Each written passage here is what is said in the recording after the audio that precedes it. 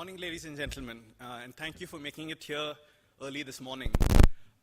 Knowing that all of you are coaches, maybe you're all more than halfway through your day, but still for many of us it's quite early in the morning, so thank you so much for many of you who've made the trip from places near and far. It is a tremendous privilege to welcome all of you to this conclave on behalf of Go Sports Foundation. As an organization that has been focused on providing scholarships, mentorship, and education to young Paralympic and Olympic hopefuls, today is an important day in our progress. Today we recognize and deepen our engagement with those who make these athletes who they are. All of you, the coaches and the athletes support staff. Over the last 2 decades, it is amazing how much the narrative of Indian sport has changed.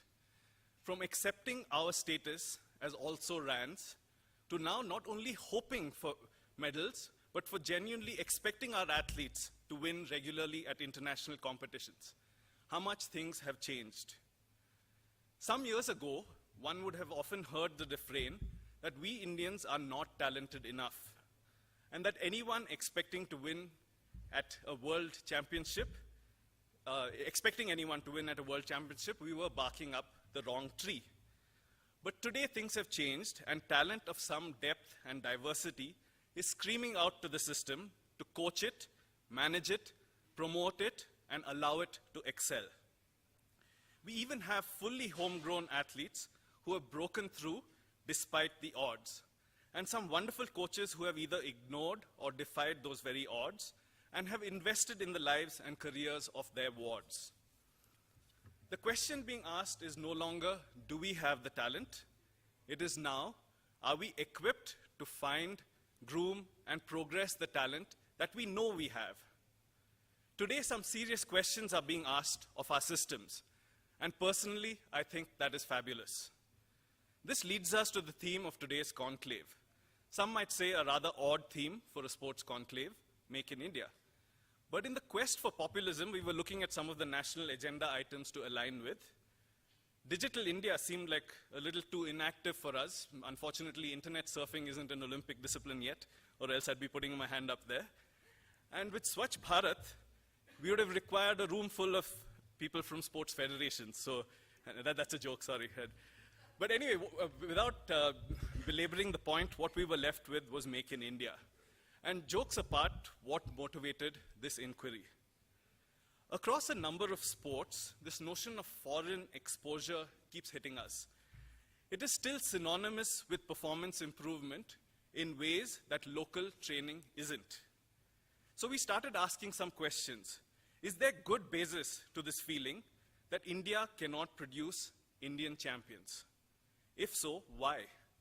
And being the resourceful people that we all are, is there anything we can do about it? When we position ourselves against countries that routinely churn out world champions, the differences in systems of talent identification and management are quite stark. World beaters in system is usually the culmination of the work of an entire team, a system working as one unit, with each role defined and not overstepped. It is quite normal for a top international athlete to have an entire entourage, with full-time access to a fitness trainer, a physiotherapist, a nutritionist, a psychologist, and a coach, and possibly much more. The equivalent Indian narrative is quite different, that of the athlete working with an all-in-one coach, fulfilling all those and even other unrelated functions like hostel warden, visa form filler, and relationship consultant. I see a few heads nodding, and I think that's the feeling some of you might have with some of these tasks. But it isn't all that bad. If we pause to think about it, it is quite extraordinary that our coaches have enabled our athletes to compete against and even overcome the world's best, given what we work with. Yes, we are great with jugaad and multitasking, and quite proud of it. If any of those gears within the Make in India alliance stopped working, we'd always be able to fix it. But what if we moved beyond this and actually worked to put coaching frameworks and performance pathways in place? We are winning without them. Just imagine what we would be doing with them. This is exactly what our event today is about. It is about three things that we deeply care about at Go Sports Foundation: recognition, dialogue, and reform. Firstly, we wish to recognize the journeys of some of the coaches who have got us to here, quietly basking in their ward's achievements, a steady presence in the background while our champions receive their accolades. What are they doing right? What gave them the courage to work against the tide? Could their coaching journeys, if shared, be inspiring and help others start their own journeys? What we know is that there is a very basic commonality that binds everyone here together: the simple and unadulterated enjoyment of the achievement of others. That is a common language all teachers speak, and having these conversations is partly what this platform is about. Second, we wish to start asking the hard questions of our system. We often hear it said that India has a long way to go to establish a sporting culture which is integrated into sport from the grassroots level. Decent infrastructure in schools, a clearly defined talent scouting ladder, qualified scouts who are able to identify and capture talent at the right stage, a nurturing mechanism which offers these youngsters holistic grooming through their young careers, and finally a high-performance program that puts the essential finishing touches and that distinguishes a medal performance from a last 8 finish. Medals are won and lost on the thinnest of margins. That we are leaving so much on the table in terms of preparation is almost criminal. So, are we being truly thoughtful about our talent pathways? Are we attracting coaching talent to the profession and making careers in coaching attractive? The standards to aspire to are reasonably clear. The first step is to acknowledge that we have some serious limitations and to start identifying them even through simple comparison. This is best done through dialogue, and that is the second objective we aim to achieve today. Finally, once we understand and acknowledge our existing limitations, what are the things that we can do collectively to start addressing the shortcomings? What are the institutions, governmental and non-governmental, that can start playing a part? What policies must we change? For example, do we continue with the notion of unpaid national coaches? As another example, till recently the government guideline permitted a maximum monthly fee of rupees 50,000 for an Indian coach, regardless of quality and credentials, with no such limit for a foreign coach. How can we start fixing some of these things permanently?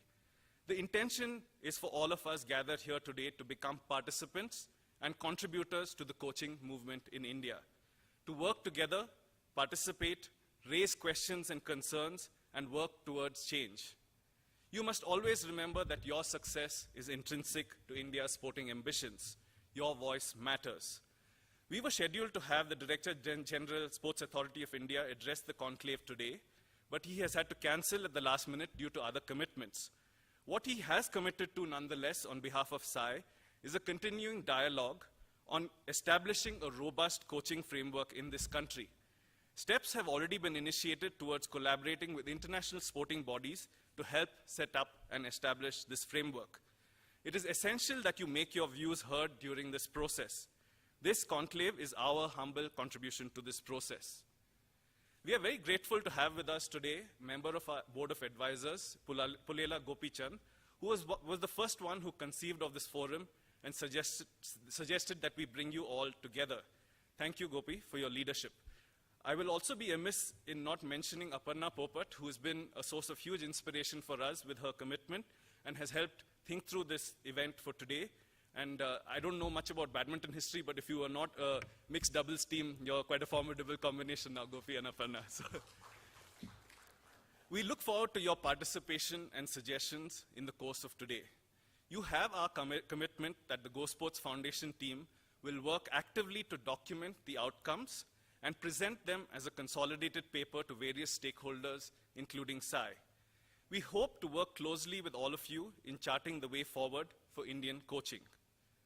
Make in India, make multiple world champions in India. Make the gears of the lion work together in unison. Make that Ashoka Chakra go up in our tricolor alongside podiums across the world. Is it possible? Let's not die wondering. I hope you have an engaging, enjoyable, and meaningful day. Welcome once again.